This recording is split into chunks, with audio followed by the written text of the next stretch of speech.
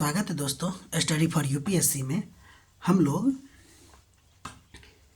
Current affair topic wise पढ़ रहे थे, ठीक है ना। उसमें हमने आपको इकोनॉमी करंट अफेयर में जनवरी का पढ़ा दिया था, ठीक है, या फिर आपको नोट बनवा दिया गया था।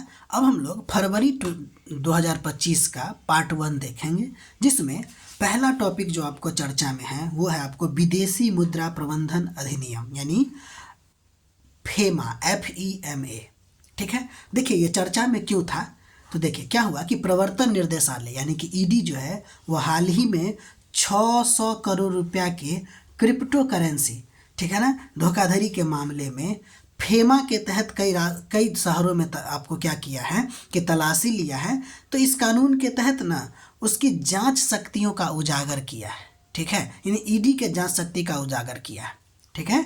तो यहाँ पे टॉपिक चर्चा में आ गया आपको क्या चीज़, फेमा 1999, ठीक है, और ईडी से उसका रिलेशन, ठीक है।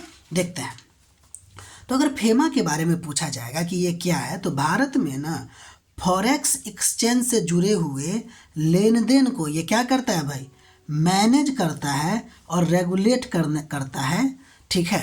मैनेज या रेगुलेट है, यानी कि यह एक कानून है जो फॉरेन एक्सचेंज से जुड़े हुए लेन देन को क्या करता है, मैनेज करता है और रेगुलेट करने का काम करता है। यह जो है आपको लागू हुआ 1 जून 2000 को, ठीक है। ये जो एक्ट है ना यानी फेमा, वो आपको फेरा एक्ट 1973 को रिप्लेस करके बनाया गया, ठीक है। इसको रिप्लेस करके इसके जगह पे क्या आ गया, फेमा आ गया। ध्यान दीजिएगा दोनों में एक बेसिक अंतर ये है कि ये जो फेरा था ना वो रिस्ट्रिक्टेड लॉ था, रिस्ट्रिक्टेड यानी कि कंट्रोल करने वाला लॉ था, जबकि फेमा जो है वो लिबरल लॉ है। मतलब ये बस मैनेज और रेगुलेट करता है, ये बस मैनेज और रेगुलेट करता है, कंट्रोल नहीं करता है, ठीक। अर्थात अगर हम कहें कि फेमा का उद्देश्य क्या है, फेमा का उद्देश्य आपको वही कि फॉरेन एक्सचेंज को फैसिलिटेट करना, न कि रोकना, ठीक। इंडिया में एक्सटर्नल ट्रेड एंड पेमेंट को स्मूथ बनाना, ठीक है, ये आपको फेमा का उद्देश्य हो जाएगा, ठीक। अब हम लोग आगे बढ़ते हैं। अगर हम फेमा की बात करें तो ये किस प्रकार का लॉ है, तो ध्यान दीजिएगा फेमा एक सिविल लॉ है, जबकि पहले वाला जो फेरा हुआ करता था वो आपको क्रिमिनल लॉ हुआ करता था, ठीक है। ये बहुत बेसिक अंतर हो सकता है प्रीलिम्स में पूछ दिया जाए। अर्थात क्या हुआ कि फेरा के उल्लंघन पर क्रिमिनल ऑफेंस माना जाता था, जबकि फेमा के उल्लंघन पे आपको कहा जाता है कि वो क्या है, एक सिविल ऑफेंस हो जाएगा, ठीक है। यानी कि ये जो फेमा है ना वो आपको दंड कानून नहीं है, ठीक है, जबकि फेरा जो है आपको वो दंडनीय कानून था।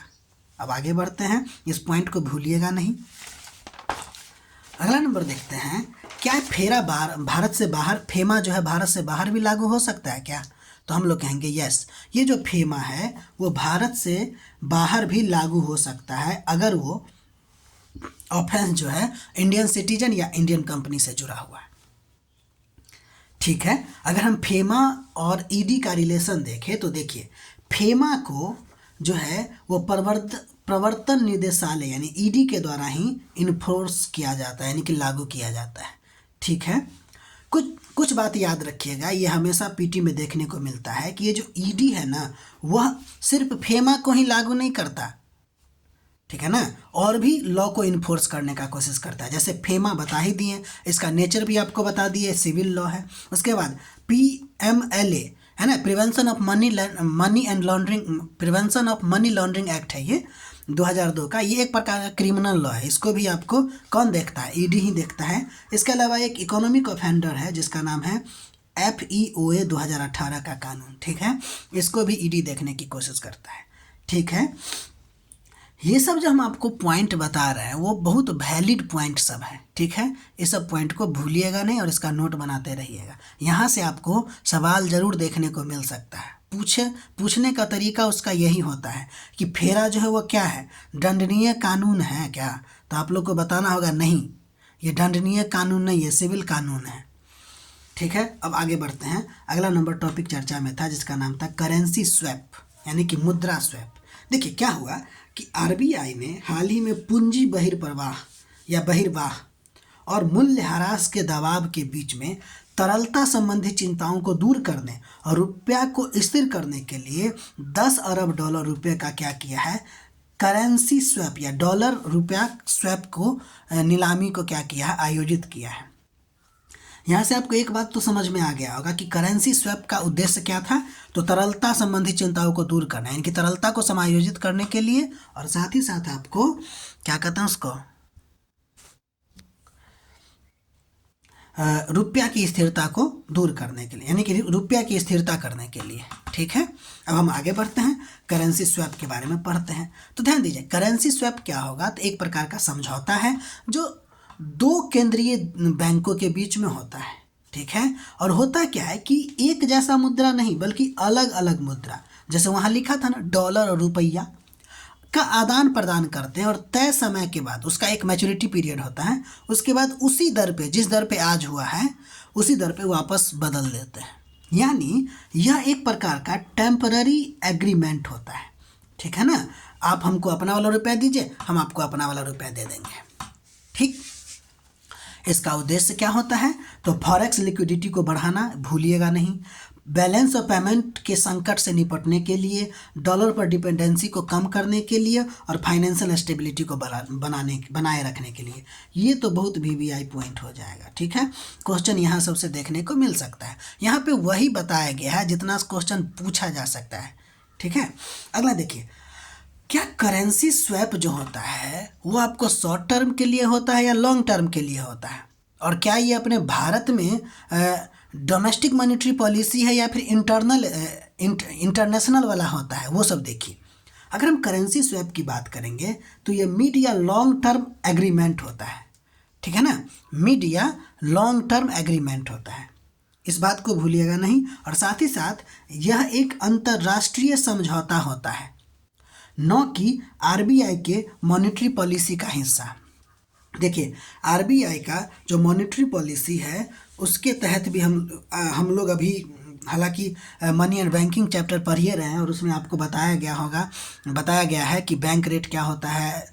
इसके अलावा आपको बताया गया है रेपो रेट क्या होता है, रिवर्स रेपो रेट क्या होता है, MSF क्या होता है, ये सब आपको बताया गया। वो सब क्या है, मॉनेटरी पॉलिसी का हिस्सा है। लेकिन ये जो करेंसी स्वैप है ना, वो मॉनेटरी पॉलिसी का हिस्सा नहीं है। ठीक है, ये क्या है, अंतर्राष्ट्रीय समझौता है।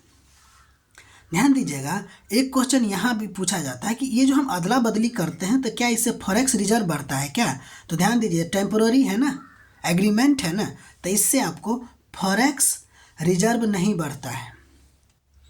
ठीक है, इस बात को भूलिएगा नहीं। ठीक है, और अब इसका उद्देश्य तो आपको पता चल ही गया होगा कि इसका उद्देश्य क्या है, तो क्या कहते हैं उसको, लिक्विडिटी को मतलब कि समायोजित करने के लिए, और साथ ही साथ स्टेबिलिटी प्रदान करने के लिए। मेन बात वही है। ठीक, अब हम लोग आगे बढ़ते हैं। अगला नंबर टॉपिक जो आपको चर्चा में था वो था आपको मखाना के बारे में। केंद्रीय मंत्री जो गिरिराज सिंह है ना, वो इस बात पर जोर दिए थे कि सुपर फूड बाजार में अगर चाहे तो मखाना का दबदबा बनाया जा सकता है। ठीक है, तब मखाना के बारे में 3-4 बात देख लेते हैं। पहली बात कि इसको ना फॉक्स नट कहा जाता है। इसको क्या कहा जाता है, फॉक्स नट या गोड़गम नट भी इसको कहा जाता है। ठीक है, ये खासकर कमल में भी स्पेशली उसका नाम है आपको यूरेल फेरॉक्स के बीज से प्राप्त होता है। ठीक है ना, लेकिन कमल में भी कौन सा है, यूरेल फेरॉक्स। ठीक है ना, के बीज से प्राप्त होता है। और क्या ये जमीन पे उगने वाला पौधा है, तो नहीं, यह एक एक्वेटिक प्लांट है। ठीक है, यह एक्वेटिक क्रॉप है, जलीय पौधा है, इस बात को भूलिएगा नहीं। अगला नंबर, अगर हम इसके उत्पादन की बात करें तो भारत के 85 से 90% जो मखाना है उसका उत्पादन बिहार में, यानी कि बिहार में डोमिनेंस ज़्यादा है। लेकिन इसका ये मतलब नहीं है कि बिहार के बाहर उत्पादन नहीं होता। अन्य राज्य में, असम में, वेस्ट बंगाल में, उड़ीसा में, मणिपुर में भी इसका उत्पादन होता है। यानी कि मखाना का उत्पादन बिहार तक सीमित नहीं है, लेकिन डोमिनेंस है बिहार में। ठीक है, इसके अलावा मिथिला मखाना को 2022 में जीआई टैग मिला था, इस बात को हम लोग ध्यान देंगे। और साथ ही साथ ये जो मिथिला मखाना है ना, उसको हम लोग सुपर फूड कहते हैं। ठीक है। इसके पीछे का कारण ये है क्योंकि इसमें लो फैट होता है, हाई प्रोटीन होता है और साथ ही साथ ये कैल्शियम, मैग्नीशियम, एंटीऑक्सीडेंट जैसे मिनरल से रिच होते हैं। ठीक है, इसलिए इसको हम लोग सुपर फूड कहते हैं। ठीक है, तो ये है आपको फरवरी 2025 पार्ट 1 इकोनॉमी से रिलेटेड करंट अफेयर। ठीक है, यहाँ तक आप लोग इसका नोट बनाइएगा, उसके बाद फिर हम लोग मिलते हैं अगले वीडियो में।